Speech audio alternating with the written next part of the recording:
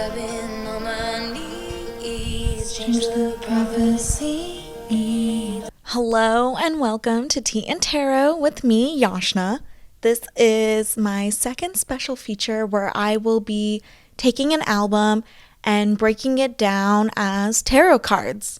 And this week, I decided to break down the album that took over my entire 2024 top songs playlist on Spotify and do the Tortured Poets Department by Taylor Swift, if you can't tell from my many, many vinyls surrounding me. I love Taylor and I love my vinyls, and I definitely have a lot of hers. I will be breaking this album down in two parts. So in this first part, I will be talking about the original set list of songs that she released with the original Tortured Poets Department album, and then I'll break down the rest of the anthology in a second part because it is way too much to do all 31 songs in one video. But you will get all of them. I'm going to talk about it all. I've got a lovely peppermint tea in my Swifties Christmas mug. I know it's not Christmas anymore. There was no way I was going to get this done in time for Christmas, but it's one of my favorite tumblers. I got it for Secret Santa this past year, and I absolutely love it, and I figured it's the best thing I could use while filming this. So grab your tea, strap in, and let's talk about the Tortured Poets Department. To start off, I want to provide some personal context. I've been a Swiftie for almost my entire life. I have loved Taylor since her debut album came out, and with every album she has released, I have just fallen in love with her music more and more. And it's really funny now with her releasing Taylor's version of albums. There are some of them where I'm now listening to it at the age she was when she wrote it, but I wasn't in that state when I first listened to the album. The biggest one would be 1989. Taylor's version came out as I'm in my mid-20s, which is really cool because she wrote that and was living it when she was in her mid-20s. So now I can kind of relate to it in a whole new way than I did when they first came out. And as such, I've seen Taylor's relationships. I've seen her life from the sidelines, obviously, but she was a huge part of my entire life growing up. And with that in mind, I was a huge fan when she went into hiding, when she needed to step away in 2016 after the whole Kim and Kanye drama. I will talk about that a bit in part 2. And reemerged a year later looking so much happier and healthier in the Reputation era, and also with her new boyfriend at the time, Joe Alwyn. I will forever be waiting for Reputation Taylor's version to come out. Who knows, maybe by the time this episode releases, she'll announce something. I highly doubt it, though. I have no idea. But they were together for 6 years after they got together during this really trying, traumatizing point in Taylor's life. And then they were together for 6 years after that. They were together through COVID, through 4 different album releases, through some major life events, and I don't know, a million things I can't even list. Things that people experience in 6 years. That's a really long time. And at the time, I thought this was her happy ever after. I thought this was going to be the relationship that would make it through time. And unfortunately, near the beginning of the US leg of the Eras tour, it was revealed that they'd broken up. I've personally never been in a relationship that long, so I can't even imagine how devastating it must have been for Taylor, not to mention she was in the middle of a global tour and in the limelight for all media outlets because of how successful the Eras tour was doing at the very beginning of the tour. And shortly after their breakup was announced to the public, she had a 1-month situationship with Maddie Healy, who's the lead singer from the 1975. And at the time, there's a lot of controversy surrounding him, circulating around their relationship. He has made comments and tweets that have been offensive to certain demographics. So she received a lot of criticism for this relationship, but it only lasted for about a month before they also broke up. Now, again, I'm pulling a lot of this from memory, so I don't have all the details, all of the timelines clear. Some of these are estimations, but this is just what I remember from living and seeing all of it happening in front of me. I remember when he was at the first Eras tour and then went on stage with Phoebe Bridgers during the opening act. And I was part of the crowd of people watching the TikTok grainy live stream, being like, oh my God, what is happening? So, yeah.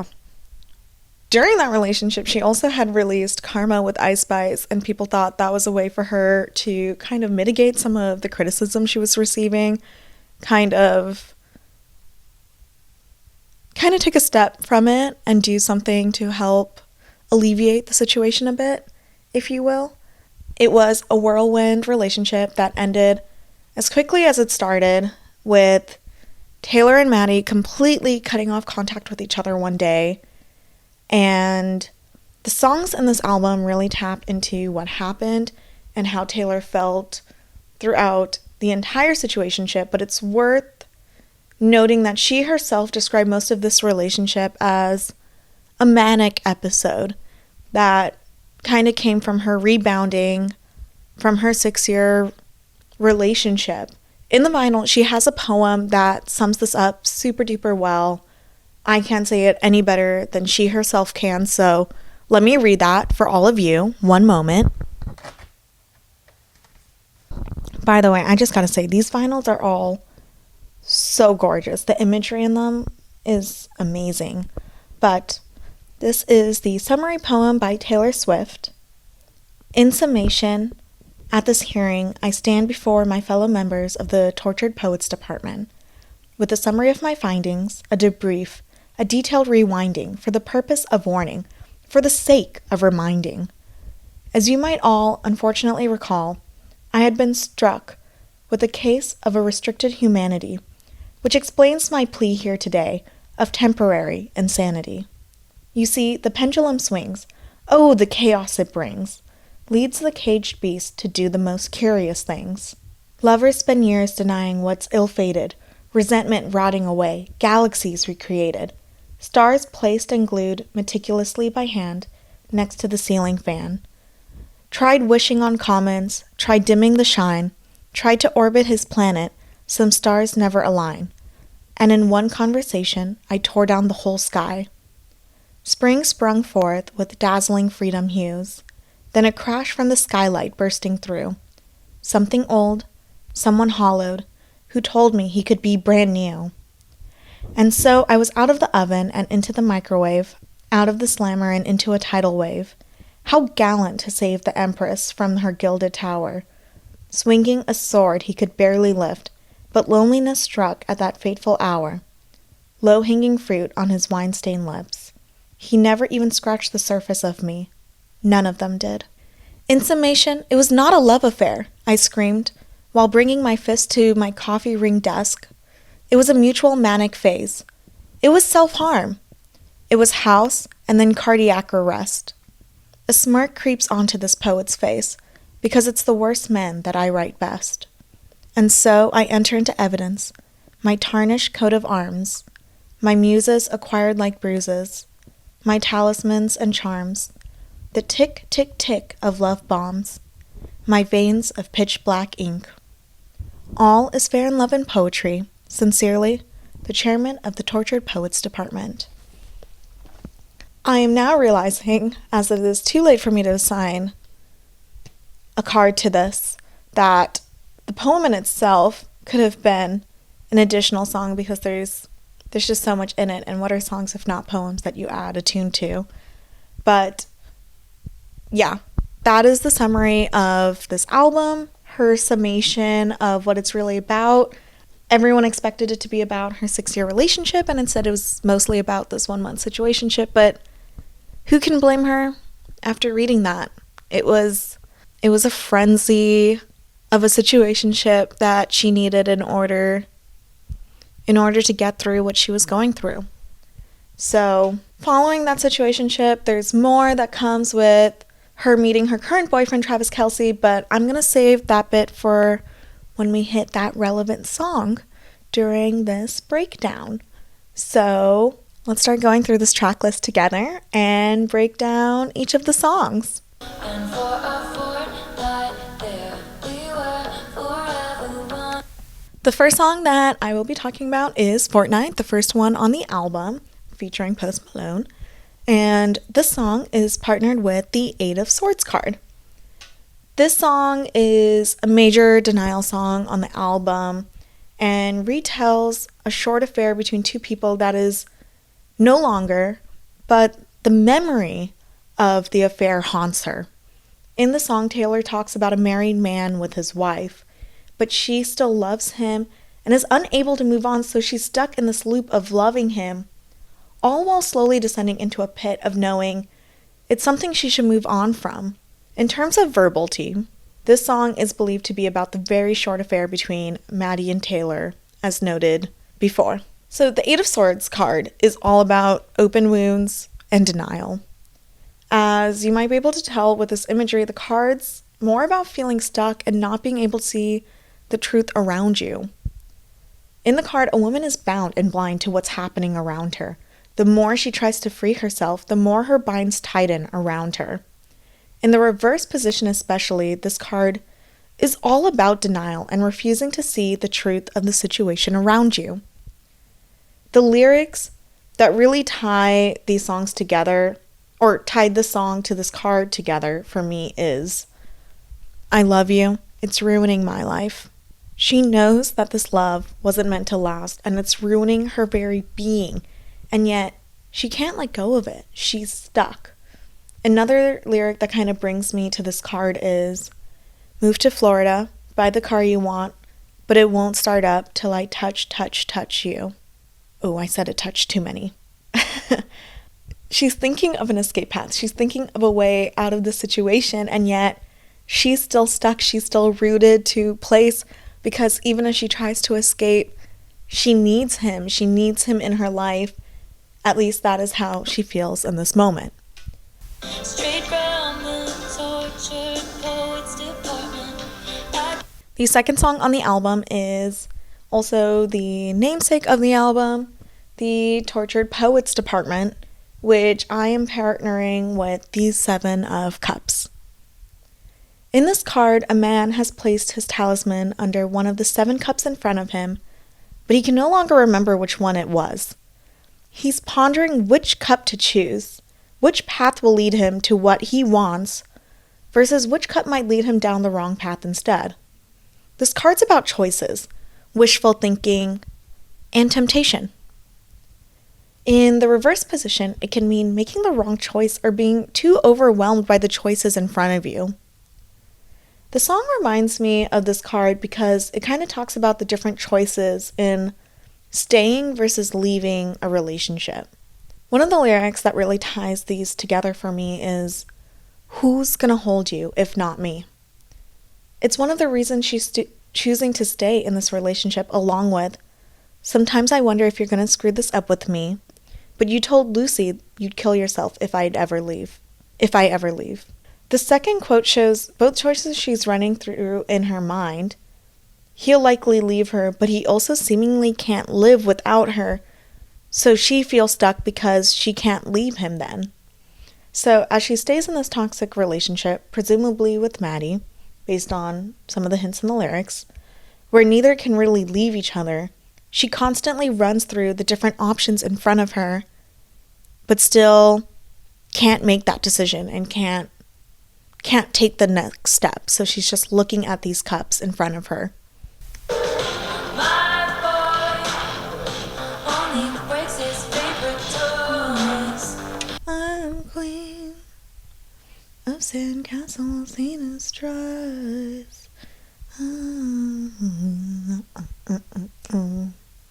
I should apologize for any singing you hear from me during this entire breakdown. I don't have the greatest voice, but I can't help it. So, blanket apology for it now. Anyways, the next song we're talking about is My Boy Only Breaks His Favorite Toys. This song has really grown on me in this album. It was not one of my favorites when I did a first listen through, but it has since really, really grown on me and was in my top 5 from last year. But yeah, this song is partnered with the devil. This card doesn't need a lot of explanation. In the image, the devil, is reaching out a hand trying to tempt you with what he has to offer, promising liberation and happiness.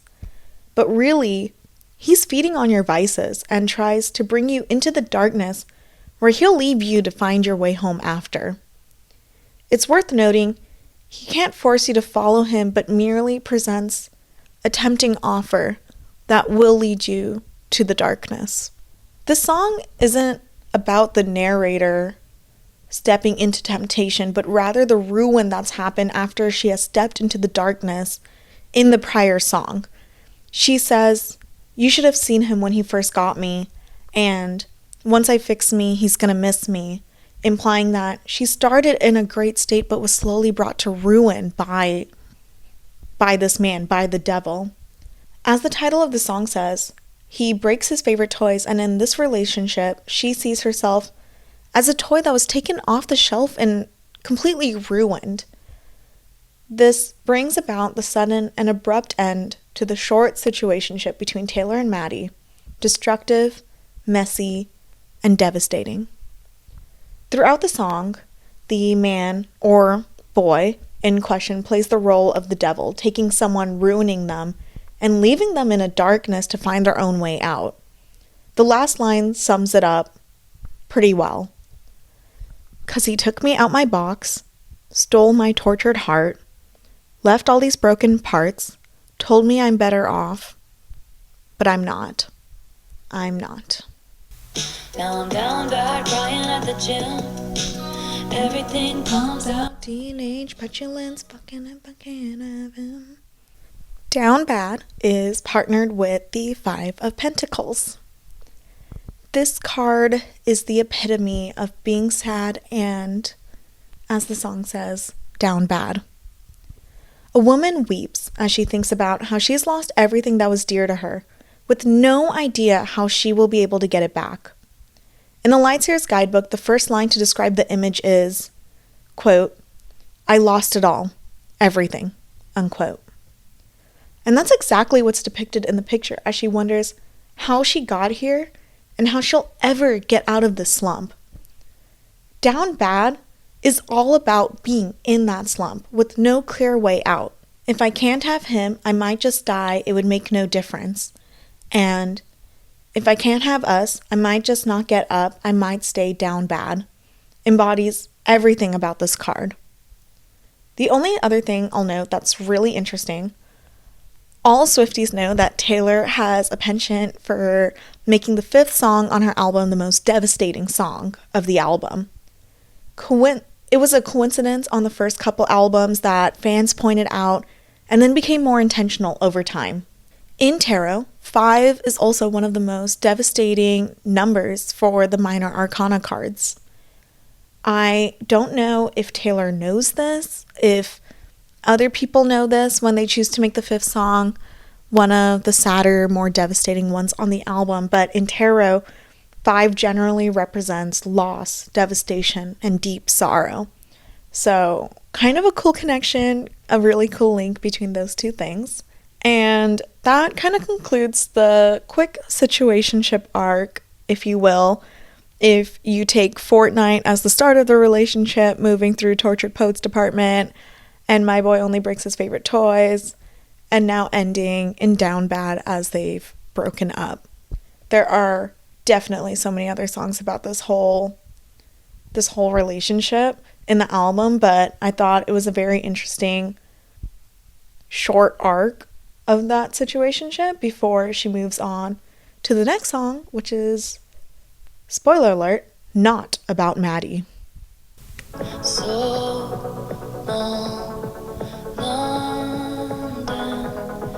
So Long London is a song that I partnered with Death and Rebirth. Death marks the end of a cycle and the beginning of the next. A lot of tarot decks will focus more on the death aspect, and one thing that I really like about the Light Seers deck is that it's death and rebirth, because what's important to remember with anything coming to an end is that you have now created this new opportunity and are opening the door to something new, rebirth. So that is what this card is all about, the closing of one cycle and the beginning of a new one. So Long London is a sad ballad marking the end of the 6-year relationship Taylor had with Joe. It's pretty evident it's about Joe. It's her nod to London, a contrast from London Boy in her Lover album, which was kind of her nod to how much she loves London, how much she loves the men she has dated from London, and now she is done. She can't do it anymore. She is waving farewell to London once and for all. She recounts so many different things that show the death and true end of this relationship. I stopped trying to make him laugh, stopped trying to drill the safe. I stopped CPR after all it's no use. 2 graves, 1 gun. And I died on the altar waiting for the proof. That last line killed me when I heard this song the first time. But as she's saying goodbye, she also provides hope that they're all going to move on. She says, "So long, London, you'll find someone," as well as "So long, London, I'll find someone" at the end of the song. And it's a nod to the rebirth aspect of this card. Even though the final end of the relationship brings sorrow and despair, it's important to remember that it's not the end of everything. It also offers a new beginning and opportunities to pursue something else.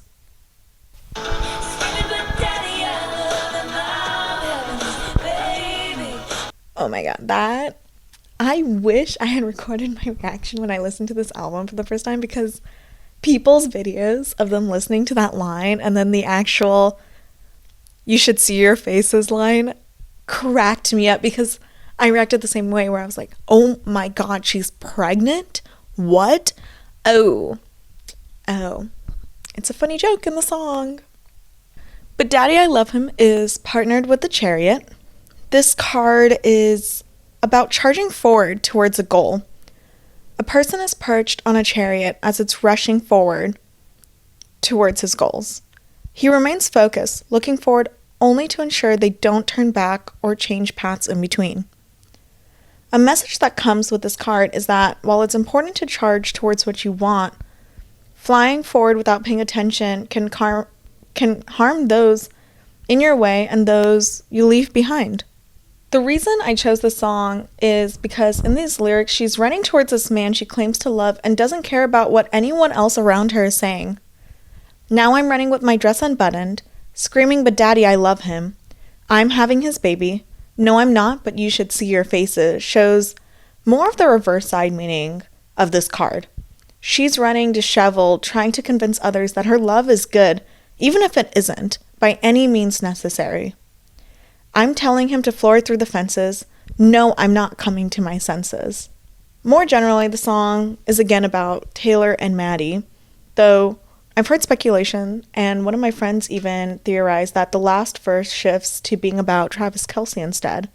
And as I've re-listened to the song since hearing this theory, I think there's truth to that theory. I can hear the shift in the song, because the song's about this relationship that everyone else is putting down and protesting, even though she herself wants to be in it and believes to be the real thing. And that's the entire beginning of the song, until finally she says, "It's over." And the tune shifts to something more joyous and happy. She goes from running with her dress unbuttoned to dancing in her dress in the sun, with her family actually accepting her relationship. And she's still charging forward. She's still on her chariot moving forward. But now she's charging towards a better goal with more support around her than she was at the beginning of the song. Fresh out the slammer. Okay, Fresh Out the Slammer is partnered with the 8 of Cups.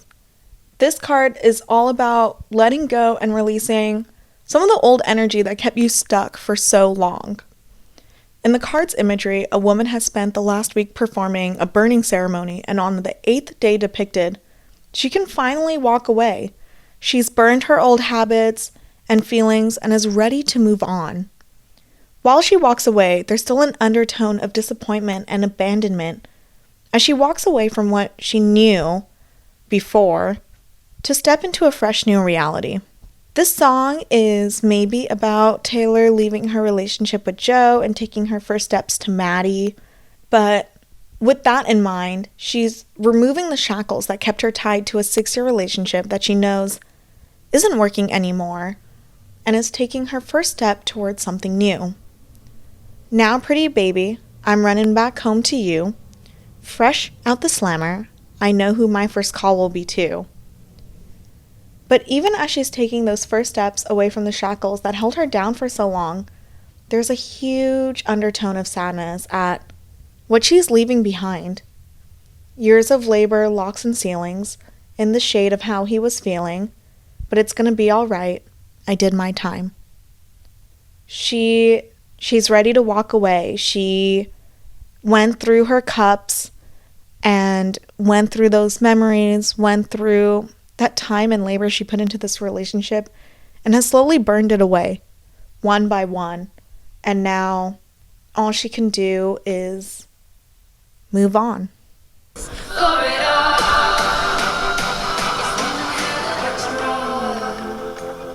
The way I listen to Florida just now is the only correct way to listen to Florida. You have to dance when you hear the Florida bit, because otherwise, who are you? How are you listening to it otherwise?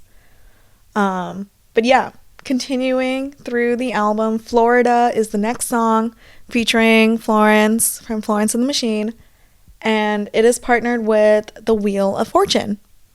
A close second choice for the song was The Devil, with Florida kind of being the devil that's tempting you, but that card felt better suited for My Boy Only Breaks His Favorite Toys, as noted earlier. The Wheel card is about chances and not really knowing what comes next. In the card, a woman watches her wheel spin. The 8 arrows of chaos slip in and out probabilities for different fates, for luck, fate, freedom. She stands perched on one wheel, balanced between light and darkness, and knows all it takes is leaning too far to one side to fall to the bottom. She isn't sure what will happen, but she knows that as the wheel keeps spinning, it'll help raise her up again each time she's fallen, elevating her with new lessons. Taylor said the song was inspired by watching Dateline and seeing Florida as this opportunity to reinvent yourself and just do and become someone new. The wheel reminds me of that, in that you're at this precipice that can tip either way. The wheel could spin and turn your fate to anything, just as Florida in this song is an opportunity to become anyone you want. The entire chorus kind of reflects this. I need to forget, so take me to Florida. I got some regrets, I'll bury them in Florida. Is all about using the spinning wheel to distract and escape into another reality. Florida, can I use you up? Reminds me of rolling a dice and trying to take advantage of everything it could land on all at once at the same time. As a complete side note though, Florence's vocals on the song are amazing. I am so jealous of everyone who got to hear this live and hear them singing it together, because it's a fantastic song and the vocals are insane.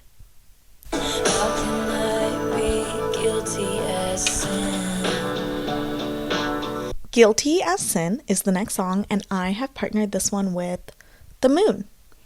I picked The Moon because the song is all about mystery, uncertainty, and dreams. In the card, there are 2 wolves howling at the moon. One is affectionate while the other is cunning. One wants to protect her while the other wishes to harm her, but from under the water she can't tell which is which.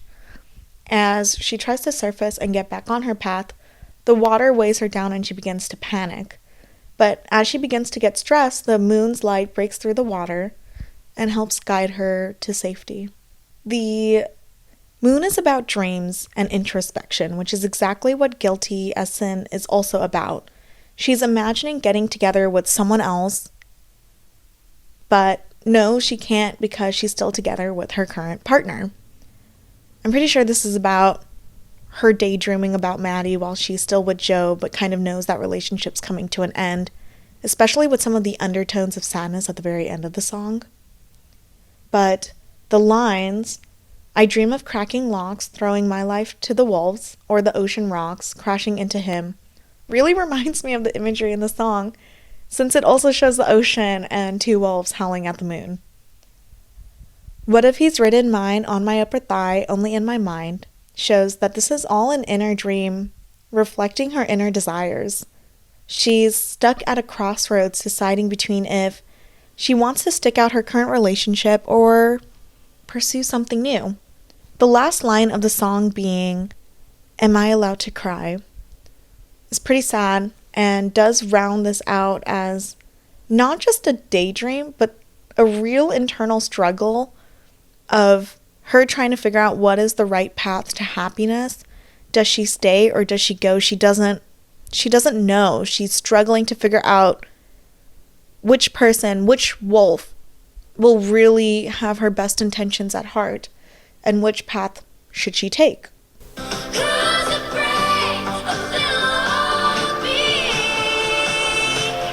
Who's Afraid, A Little Old Me is definitely one of my favorite songs on this album. I think immediately after listening to the album for the first time, this was my favorite one. And I partner the song with the tower. In the card, a rabbit has built its perfect home, hoarded with nuts for the winter season. As he's getting the last bits ready so he can bunker down, a storm takes place out of the blue, destroying his home and everything he's built. As he watches this chaotic, surreal storm take everything he has, he questions everything around him. The flames take over his home, but as he stares at the flames longer, they begin to resemble butterflies. Is this fire good or is it bad? He can't tell. Who's Afraid, A Little Old Me, You Should Be, really personifies the tower card.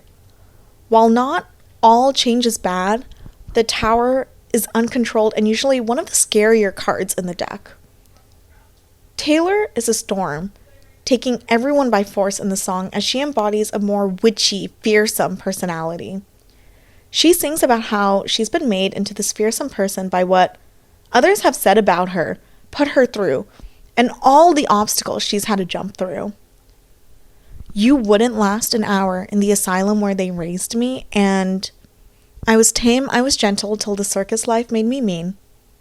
She is the tower disrupting others' lives and forcing them to live in the chaos she was put through.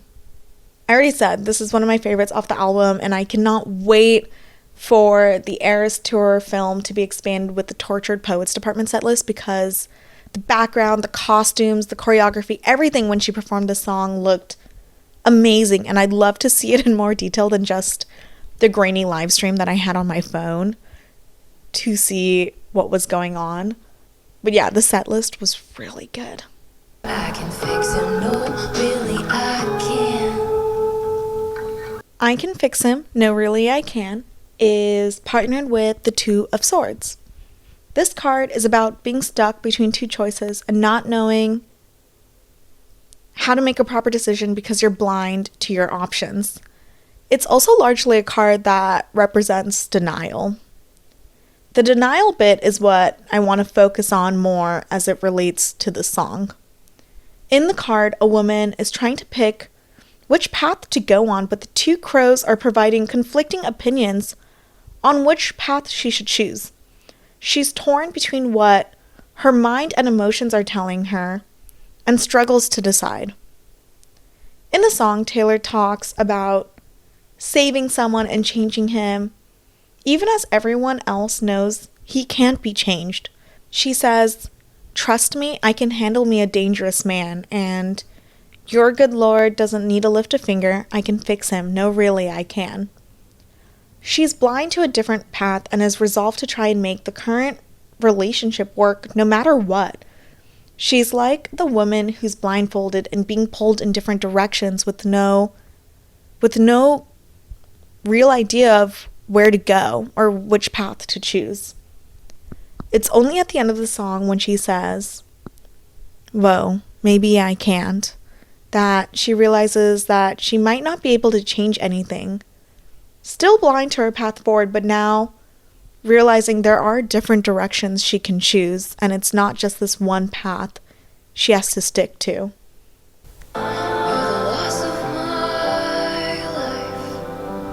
LOML, or Loss of My Life, is partnered with the Three of Swords, which is also my Shadow Seer card. For those who haven't listened to the podcast before, a Shadow Seer card is one that repels you or makes you the most uncomfortable in your deck. You lay out all your cards and you pick the one that's your Light Seer, brings you the most joy, and then your Shadow Seer, the one that brings you the least joy, the opposite of that. And for me, that was the Three of Swords because, I mean, look at her, look at her pain. This card is about devastating heartbreak and feeling wounded to your soul. In the card, a woman falls to her knees, heartbroken. She screams to the universe, asking why it had to take from her and why her heart has been broken in this way. She looks up, but only emptiness greets her. The trees are barren. There's no one to answer. Only a hollow gust of wind blows by.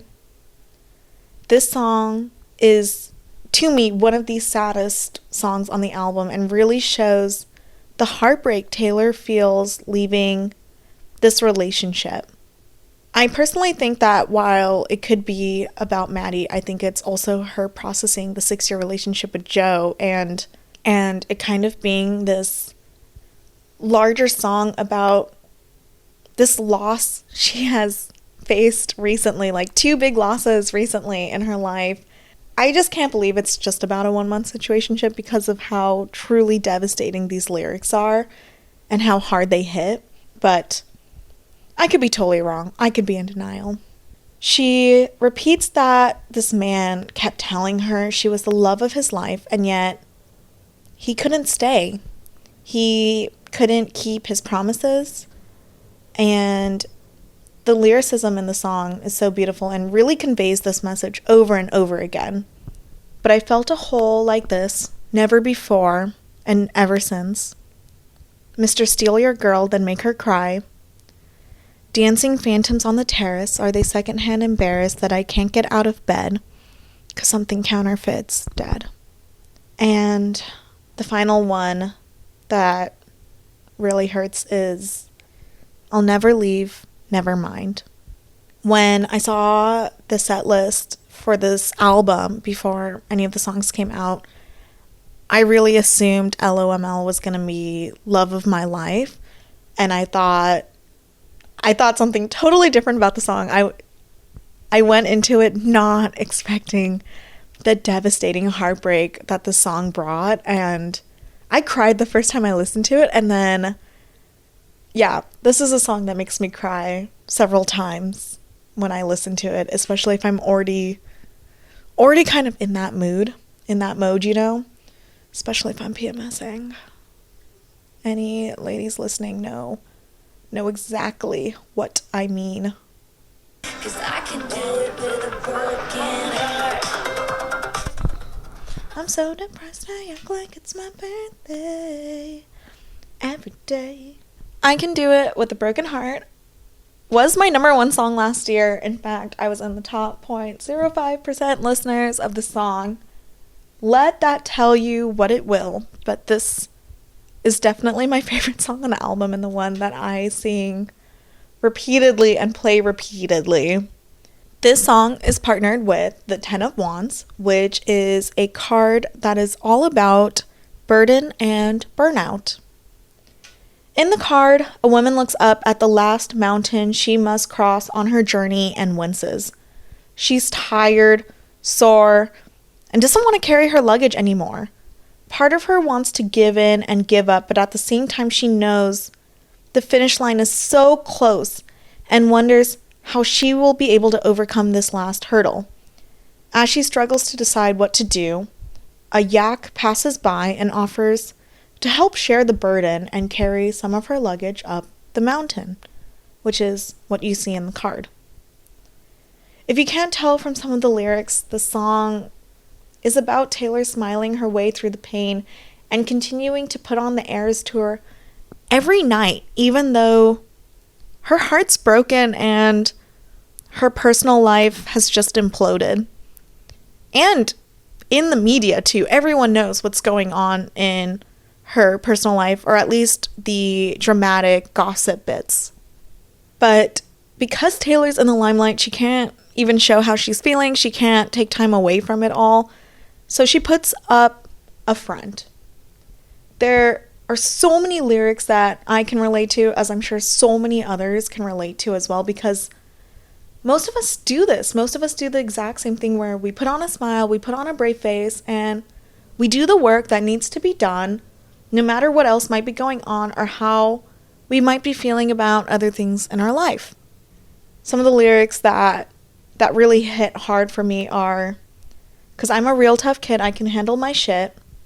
They said, baby, gotta fake it till you make it, and I did. Smile, even when you want to die. I cry a lot, but I am so productive. It's an art. 'Cause I'm miserable, and no one even knows." One other thing she says in the song that I need to point out as a major Swiftie is her line, "All the pieces of me shattered as the crowd was chanting more." Taylor is known to leave tons of Easter eggs for her fans, and as a result, Swifties are always speculating what's coming next, what is Taylor going to drop next. As she's releasing something now, there's got to be hints about what's coming next, and I'll admit I'm guilty of this as well, especially in the last year. I've wished and wanted everything to point towards Rep TV, but this line's really a reminder that Taylor is also human. She needs a break. She can't be on all the time. And the demands of her fans, the demands of the public can be overwhelming, even for this icon who we all put on the highest pedestal. A message to the smallest man who ever lived. The smallest man who ever lived is partnered with the Nine of Swords. This card is all about nightmares, worry, depression, and anxiety. In the card, a woman is already panicked and anxious, and it's only made worse as the crows continue to swarm her. She feels cornered and doesn't see any escape, so she remains trapped in this nightmare, continually haunted by the cawing around her, and the crows she wished would just leave her alone. The aspect of the song that I link to this card is the bits around anxiety and worry. Based on the song and a whole lot of the album, it seems that things ended because he decided to just stop contacting Taylor and ghosted the heck out of her. So she never got closure on why things didn't work out. The song's all about that anxiety of not knowing why this relationship started, why it was short, and then why it had to end. I don't even want you back. I just want to know if resting my sparkling summer was the goal. In the bridge, she outlines her internal monologue on how she might explain why they didn't work out, or really what the entire relationship might have even been about. Were you writing a book? Were you a sleeper cell spy? In 50 years, will all this be declassified? And you deserve prison, but you won't get time. You kicked out the stage lights, but you're still performing. She ends the song with that final note of isolation and hostility. And I'll forget you, but I'll never forget the smallest man who ever lived. Honestly, who are we to fight me out of me? Okay, taking a sharp turn from some of those songs and some of the sadness, we are moving on to the Alchemy, which is partnered with the Ace of Cups. This song is so sweet, and it is a nod to her new relationship with Travis Kelce. Before breaking the song down, I need to share some lore about the beginning of the relationship because I think it's really cute and it gives some context for anyone who wasn't following it as closely as I and many other Swifties were. But a couple months after Taylor and Maddie split, she performed at Arrowhead in Kansas, which is the Chiefs football stadium. Travis Kelce attended one of the shows, and in prep for the show, he made a friendship bracelet with his phone number on it, and his goal was to try and get it to Taylor and shoot a shot. Unfortunately, for this tour, Taylor wasn't really meeting with the VIP guests afterwards because she was conserving her voice for the show because it is a 3.5 hour long performance. I still don't know how she does it. I can't do anything for 3.5 hours in a row. Travis has shared his initial friendship bracelet making and then his subsequent failure to get it to her on his podcast with his brother, New Heights, and his failure sparked a lot of online chatter. I'm honestly not sure if Taylor saw the media circulation about the failed attempt or someone else introduced them. One of her dancers from the tour, Cam, has a brother on the Chiefs, so he could have been a mutual connection as well. But Taylor ended up going out with him, giving him a chance. They went on a few dates, and they're still together, so obviously it worked out. And it was the craziest launch of their relationship. They'd obviously gone on dates privately before this. Travis has confirmed that in his podcast. But Taylor just showed up to one of the Chiefs games one day out of the blue after there'd been like zero public hints that they were even going out. It was crazy. And I think like most people online, I was kind of wary about the matchup, especially because he was a fan before dating her. I didn't really care too much about like the looks and some of the other criticism people had. Like he seems cool. They seem really happy. But the fact that he was a fan made it a bit of a tricky situation to me. But Taylor seems so happy and she seems so much lighter, and I have no say in the relationship. Like my opinion really doesn't matter in this as long as she is happy and she is doing well. And they've been out together in public so often, which is such a nice contrast to how she was when she was with Joe, because they were super private and were barely out in the limelight. All to say, I'm really happy for her, and I hope this works out because I really do want her to be happy. I've seen her through so many relationships, and as a lifetime Swiftie, that's all I want. I just want her to be happy. But anyways, bringing this back to tarot, because that is what I'm doing here. This card is linked to the Ace of Cups because this card is about sparks and the beginning of a new relationship.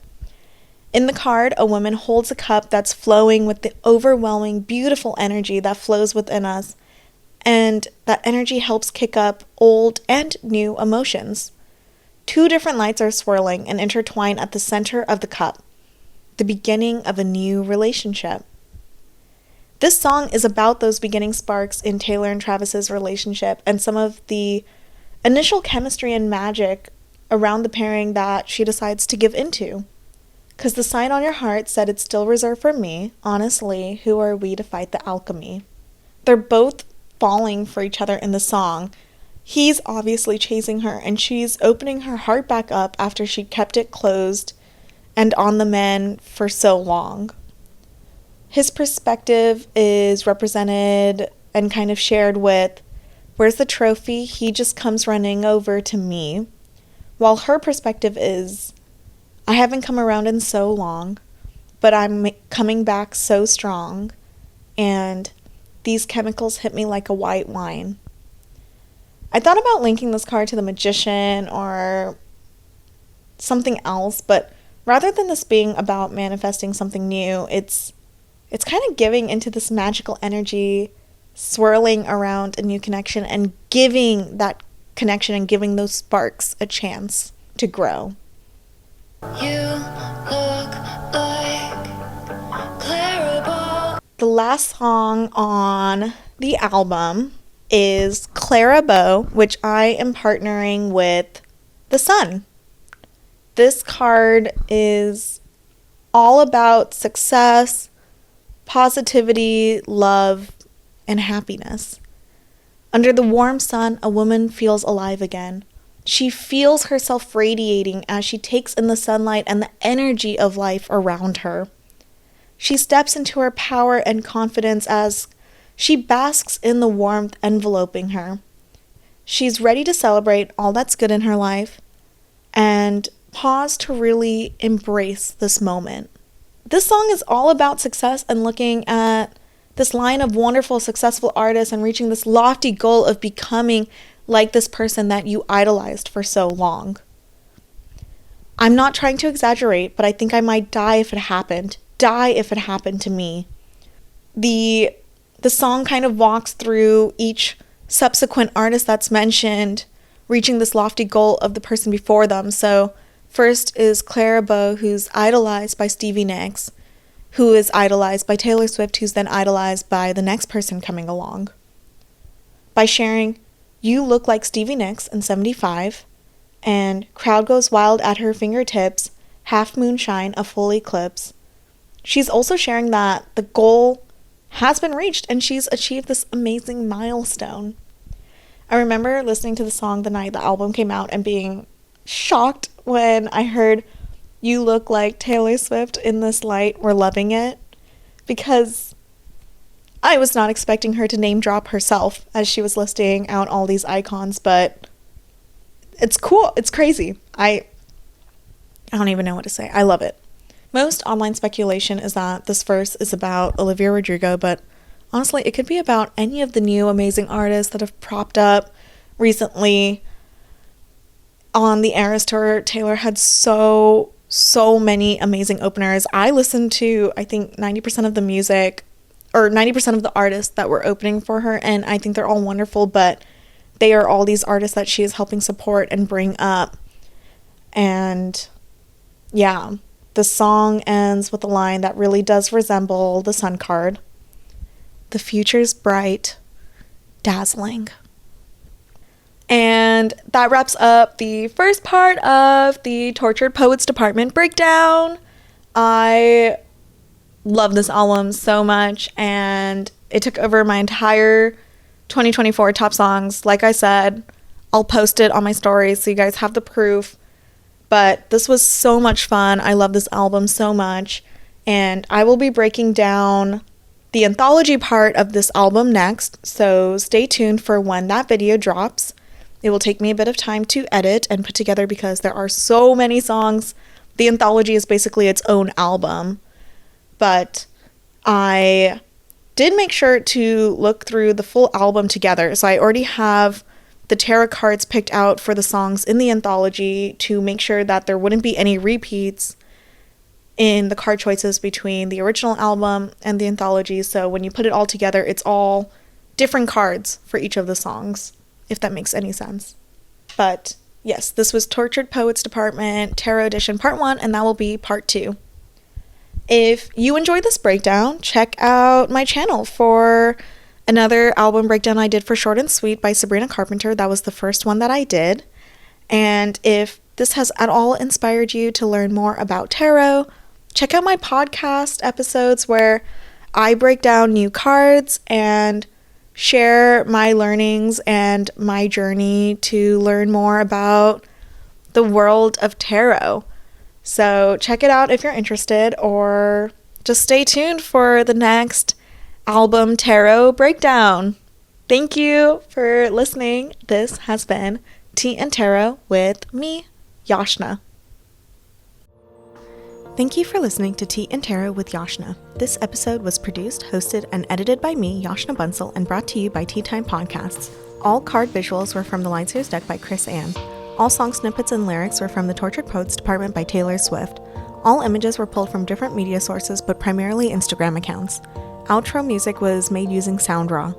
Join me next week for another episode of Tea and Tarot.